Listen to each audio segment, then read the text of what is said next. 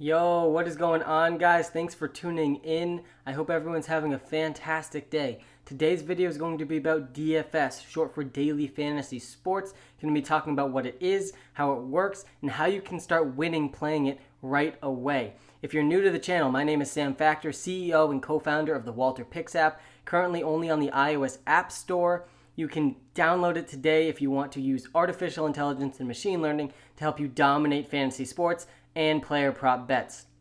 I really do appreciate you hitting that subscribe button. Hit that post notification button as well over on YouTube. Appreciate every one of our 2,100 YouTube subscribers so far. Without further ado, guys, let's get into it.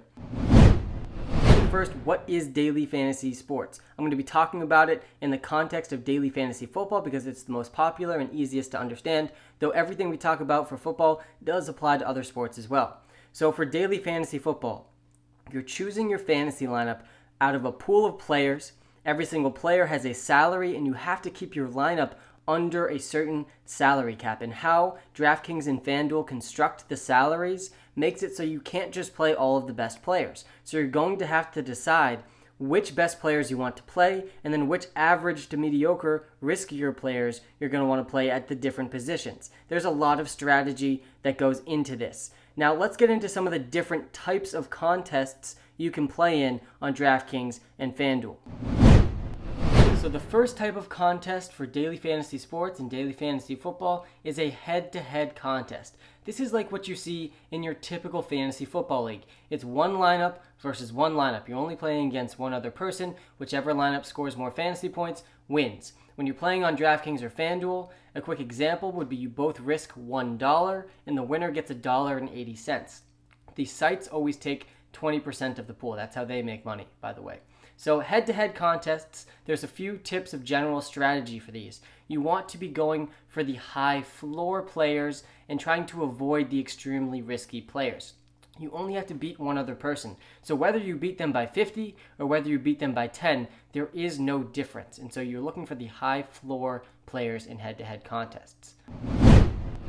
The second type of contest is a 50-50, and this is very similar to a head-to-head contest in terms of the strategy and in terms of the payout. How this contest works is instead of going up against one person, you're going up against hundreds to thousands of people, but you win if your fantasy lineup ranks in the top 50% of everyone in that contest. Again, like head-to-head contests, you'll be paid out similarly. So if you put in $1, you'll be paid out $1.80 in most 50-50 contests. That's how it works. Once again, the websites are taking 20% of the prize pool. Once again, in this type of contest, you're looking for a combination of high floor and high upside players, but the high floor is extremely, extremely important. It doesn't matter if you're the 51st lineup or if you're the 99th percentile lineup. Both of those lineups will get paid out the exact same way. Now, the third type of contest is the most risky, but also gives you the most upside. And this is what's called a tournament contest, also sometimes referred to as a GPP, which is short for Guaranteed Prize Pool. Now, in a tournament, you're going up against tens, if not hundreds of thousands of other people and other lineups, and the top places get paid off significantly higher than everyone else. So if you rank in the top 10, you're going to be making 100 times, if not more, what you paid to enter that contest. But if you don't rank in the top 10, you're not going to end up making very much money. For example, in some of these tournaments, first place gets a $1 million prize. The prizes are extremely top heavy in these tournaments, and therefore the strategy about your lineups has to change.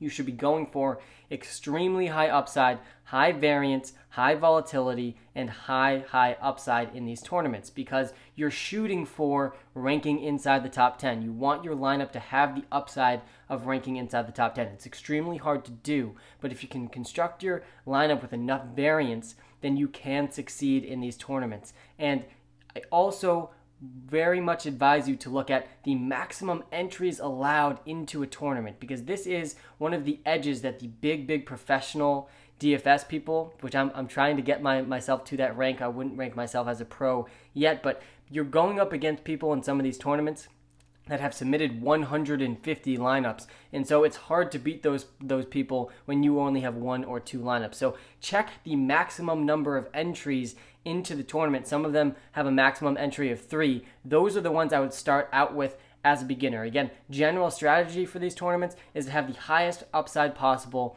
And the last piece of strategy when working in tournaments is to stack players that have a strong correlation together. For example, a quarterback and a wide receiver, Russell Wilson and DK Metcalf.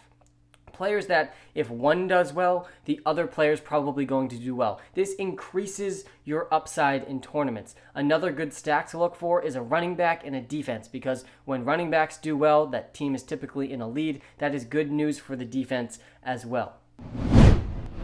So I hope you learned a few things about how DFS works, what it is, and some tips and strategies to get started playing right away over on DraftKings and FanDuel. If you really want to take your game to the next level in terms of DFS, you got to go download the WalterPicks app on the iOS App Store. Get access to our DFS lineup optimizer, which leverages machine learning, artificial intelligence, and linear programming to take the pool of players that you are most confident in that given day and to optimize the 5 best lineups for you. So if you're looking to dominate on FanDuel and DraftKings, even if you're just getting started, definitely try it out on the WalterPicks app today. Thank you all for tuning in. We'll be back soon with more content. Again, have a great rest of your day.